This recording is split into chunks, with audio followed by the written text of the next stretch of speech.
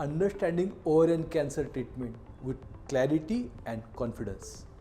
Namaskar, I am Dr. Nilesh, surgical oncologist at SSO Cancer Hospital.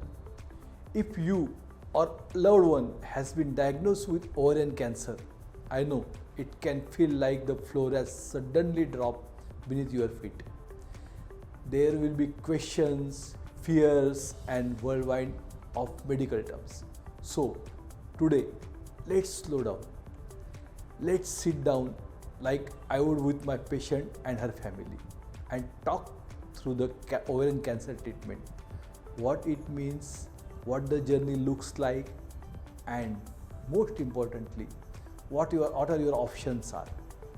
Think of this as a conversation and not as a lecture.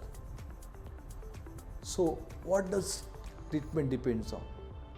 Now the first thing first, not all ovarian cancers are treated the same way. The treatment plan depends on the stage of the cancer, how far it has spread, the type of the tumor, patient's age, her general condition, and whether they wish to have children in future. So it's not one size fits all. It's more like tailoring a suit you want to fit just right. Let's talk about stages one by one. Stage 1, early stage, that is localized to ovaries. So imagine catching a fire when it's still in one room. That's stage 1. Here we usually perform surgery called a total hysterectomy with bilateral salpingo-oophorectomy, which means we remove uterus, both ovaries and fallopian tubes. If the patient is young and still wants to have children and the tumor is low grade, limited to one ovary, we may consider fertility sparing surgery. That's removing only the affected ovary. Sometimes we also remove nearby lymph nodes, a fatty layer of tissue called omentum, just to be sure the cancer hasn't spread. Chemotherapy may or may not be needed depending upon the tumor grade and risk factors. Then stage 2. Stage 2 is spread within the pelvis, not in the abdomen. So it's like a fire that has reached the next room, but it's still within the house. Surgery still is our first step, but we will need to be little more aggressive. After removing the uterus, ovaries and tubes, we usually follow up with chemotherapy. It's typically 6 cycles of combination of drugs like carboplatin and paclitaxel.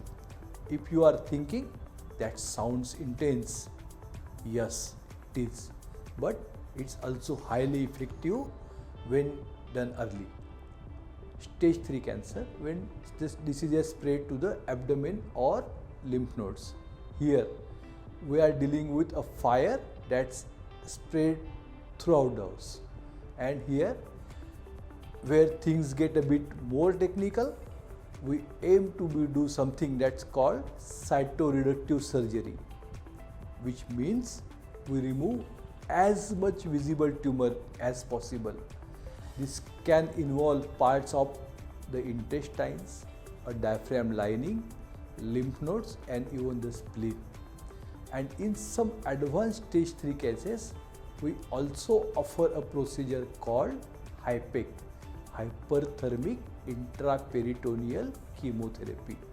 This involves bathing the abdominal cavity with warm chemotherapy during the surgery, like a final mop-up to catch any sneaky microscopic cells. Isn't that a bit extreme? You might ask. Yes, but the studies show that if we can remove 90% or more of tumor burden, outcomes improve drastically.